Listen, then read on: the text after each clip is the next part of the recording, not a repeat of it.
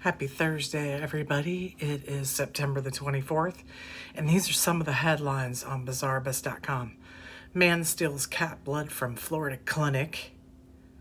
Ancient seagoing reptile named the Jaws of Death has formidable bite. 70 whales saved, but hundreds dead, need removed, and worse mass stranding in Australia. Michael Jackson's cousin auctions off Michael Jackson's blood-stained IV drip from his deathbed. All these headlines and more on bizarrebus.com. bizarrebus.com. Real news, no bullshit. A man steals cat blood from a Florida clinic. Deputies say box containing the blood vials amounted to a $600 loss for the clinic. Out of St. Augustine, Florida, a man caught on surveillance video is suspected of stealing cat blood from a veterinary clinic in Florida, sheriff's officials said. The St. Johns County Sheriff's Office posted pictures showing the man who walked up to the door of the Anastasia Cat Clinic on September 17th. The man was seen touching and inspecting an Antec diagnostics box which contains blood. Before leaving the area, sheriff's officials said about 20 minutes later, a truck seen in the parking area and a man wearing the same clothes walked up to the clinic and took the box. The box contained 4 vials of cat blood, says the report. The vehicle then left the area. The box containing the blood vials amounted to a $600 loss for the clinic. They're still investigating. So if we hear any more, we'll let you know at bizarrebus.com. Nicknamed the Jaws of Death, with 4-foot-long jaws, an ancient reptile terrorized the seas, even as Tyrannosaurus rex ruled the land. The great white shark of Jaws fame would probably have been but a tasty morsel for this giant, ancient, seagoing lizard, recently named Jaws of Death for its formidable bite. If you were an animal in the oceans less than 20 feet in length, you are most likely on the menu for this lizard, sea-dwelling creature, said paleontologist Joshua Lively, who chose the new moniker. The reptile, whose fossilized remains were discovered in 1975 by a teen who reported the find to his science teacher, had originally been named something I can't pronounce. I won't even try. Utah State University said in a statement it was known to be a type of mosasaur, a designation that remains. They lived between 92 million and 66 million years ago in the twilight years of the age of the dinosaurs, and trolled an ocean that covered what is today North America from Utah to Missouri and Texas to the Yukon. Though air-breathing rather than gilled, these predators were streamlined swimmers that devoured almost everything in their path, including fish, turtles, clams, and even smaller mosasaurs. Enter Lively, who took over recently as the curator of the Prehistoric Museum at USU's Price campus. Long fascinated with the fossil, Lively had included it as a chapter in his 2019 doctoral dissertation. Upon arrival at the institution, he re-examined the fossil, which is displayed at the museum, and found some key differences that set it apart from its original distinction. After close study, he renamed it something else I can't pronounce and published his findings in the Journal of Vertebrate Paleontology. The new name is derived from the Greek-Latin word for jaws for death, Lively said in the university statement. It was inspired by the incredibly large jaws on the specimen, which measure 4 feet in length. Dude, that's insane. For one thing, he found a large depression on the jaw's outer surface that indicates large jaw muscles were in play, equipping the marine reptile with a formidable bite. Other characteristics indicate that this specimen predated something else I can't pronounce by a few million years. We know how this creature swam in the seas of the Colorado between 79 and 81 million years ago, or at least 3.5 million years before any species like it. Jaws of Death now joins the Tyrannosaurus rex, which ruled the land, aka the Reaper of Death as well. But even up against those animals, the jaw strength stood out. It crunched turtles and clamshells as if they were popcorn, cannibalized smaller versions of itself, and generally ate anything that came in its path. As if jaw strength weren't enough, it also is a de rigueur for many lizards and snakes. Had a second set of teeth on the roof of its mouth. Dude, have you ever seen the inside of a turtle's mouth or a penguin? Yeah. Nightmare fuel. Google that, y'all. In general, mosasaurs actually filled a lot of roles in the ocean over the 15 million years of the age of dinosaurs. Some specialized in eating clams, some were fish specialists, and others were clearly mega predators that could devour anything smaller than them. This mosasaur was one of the latter.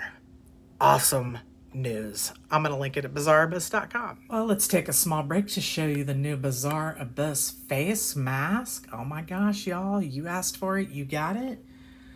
$12.99. I'm sorry. That's the best we could do, y'all. We really tried to keep it lower than that. I really wanted to keep it $10.99, but I could not get it any lower. Offers full nose and mouth coverage, single-sided print, includes 2 6-inch elastic ear loops, non-medical grade product, as you of course know, and $1 from every mask sale is donated to nonprofit to feed the children in need. Comes in black, gray, white, and red, so feel free to check that out. Go to bizarreabyss.com and get yours today if you would like to support us. Dude, it's Bizarre Abyss headlines, 100% unfiltered. Australia is in a desperate race to save the last 25 whales beached at a Tasmanian harbour as heartbreaking images show the aftermath of Australia's worst ever mass stranding where 380 animals died. Rescuers have saved 70 whales after Australia's worst record mass stranding at the Tasmania's harbour.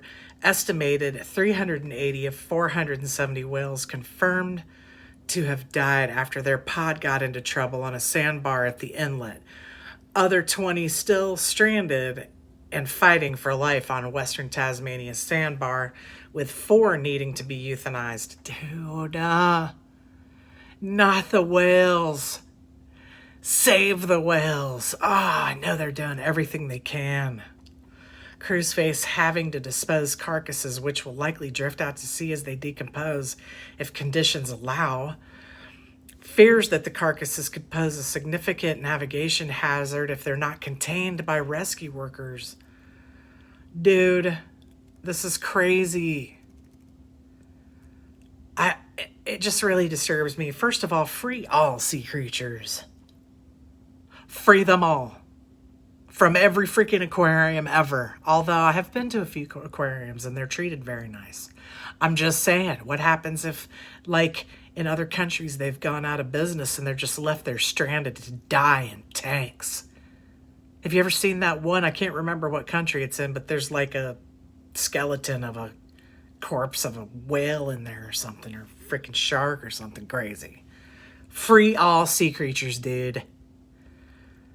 But then some they wouldn't survive it out there. They'd have to be rehabilitated and then let loose. I don't know. I'm just saying, dude. See whatever world needs to go bye-bye. So far, the crew of around 60 conservationists and volunteers have managed to save around 70 of the whales. They've retrieved 70 whales or thereabouts off the sandbar and released them out to sea. These animals that were given a chance, we tried to release them. They haven't done well. They're confused. Something's going on out there, dude. And there's pictures. No, dude. It's the saddest thing. You just want to go out and push them into the water, and you can't. They're too big. They need like super cranes, man. Anyway, it's devastating to look at. Excuse me, but I will link it at bizarreabyss.com. Probably one of the most bizarre headlines I've read in a while. Deadly drip. Michael Jackson's blood-stained propofol IV drip, which he had in his arm on his deathbed, is auctioned off by the singer's cousin. Dude, are you that desperate? That's pretty effed up.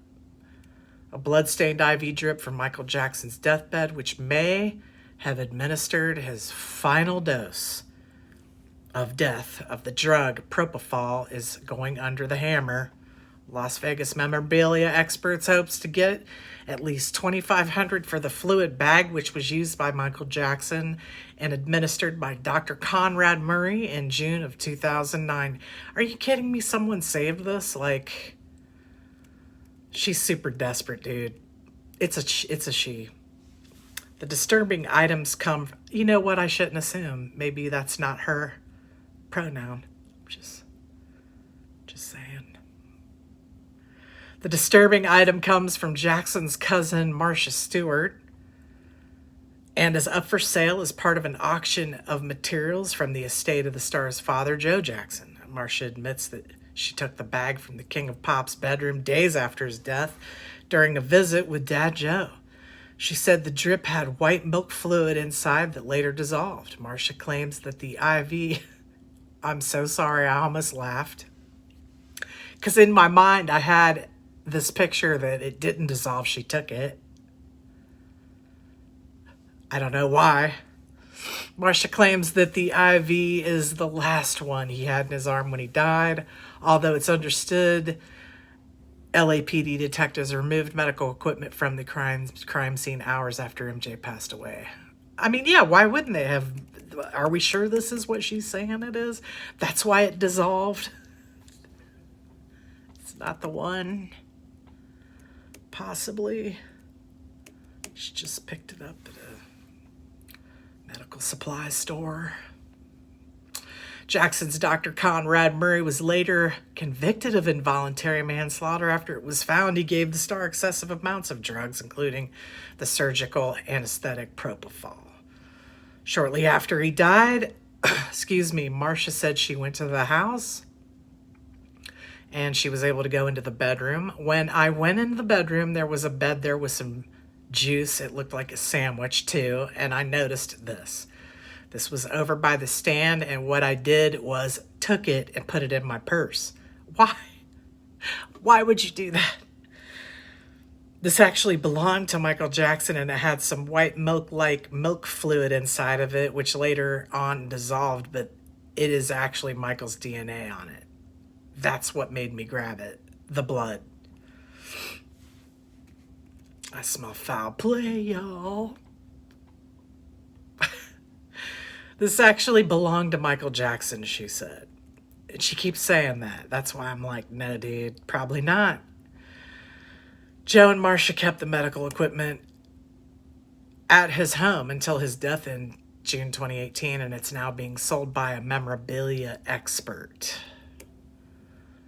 It's shady, y'all. Memorabilia expert founder Keita, who goes by just one name, said this is the IV bag that was taken from his home. For me, I feel that with Michael Jackson, we have to embrace all of him. That's his iconic pop status as well as the troubles he had with his addictions. And not being able to sleep, pushing himself to perform for his fans and his artistry. I don't know. The IV bag, although maybe morbid to some, I don't see it as that. I see it that we should embrace that part of Michael. Yeah, I agree. I mean, we lots of stars have issues, dude. That's how Prince died, I think. Don't quote me on that. I just believe that I remembered reading that, so whatever. In any event, you get the idea. So I don't know. Is it DNA tested? Does she have some certificate with it? Why is she selling his DNA? What are you going to do with the DNA if you get it? Are you going to hang this thing are you going to frame it? Put it in a frame so that when people come over and you're sitting around, oh yeah, check it out. No, dude. Nobody wants to see that. Why would you even have that? It just seems, I don't know. I mean, if you had an extra $2,500 and you want to blow it on a freaking who knows what IV bag, that's your business, I guess. Anyway, thanks for tuning in. I appreciate all you guys. And I will see you on Monday Bizarre Granny has a doctor's appointment tomorrow, so I probably won't be doing the news tomorrow, but you guys take care. I'll catch you on Monday. Stay bizarre. Have a great weekend. Yeah. Make sure you take a deep breath. Think positive. Just saying. Dude. Penguins given free rein to roam around the aquarium since there's no visitors allowed. That's awesome! Dude, look! He's looking around! He's loving it!